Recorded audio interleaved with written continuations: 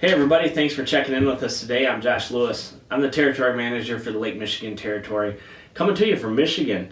Know things are crazy right now, so regardless of what you're doing, if you're watching this, I can definitely extend my appreciation for you to check in and see how things are going. Maybe pick up on some new tips and tricks from us here at Schluter. The one thing I want to talk about today or share with you guys is proper troweling technique and just a little trick when we're adding thin set for our curdy band to our shower tray and adjacent wall.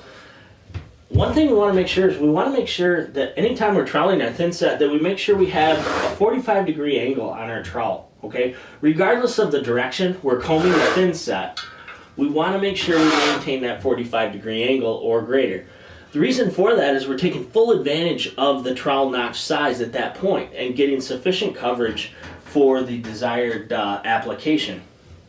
Anything less than a 45-degree angle is going to reduce the amount of thin set that we're putting on the surface that we're trying to apply thin set or bond to. Another trick here, when we're adding thin set and we're trying to make that floor-to-wall waterproof connection, one thing we do is we'll maintain that 45-degree angle along our shower tray, but then we'll come back and we want to do the adjacent wall.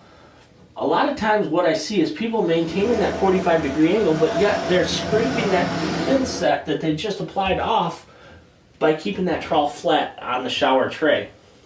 One little trick to avoid that issue is by taking that trowel, cantering it slightly upwards, and then making that same combing motion with our thin set.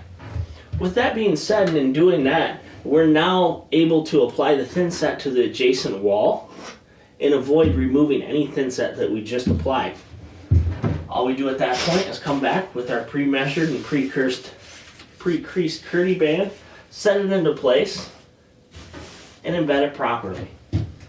That's my little trick for you guys to help improve efficiency when waterproofing a shower or any one of our systems.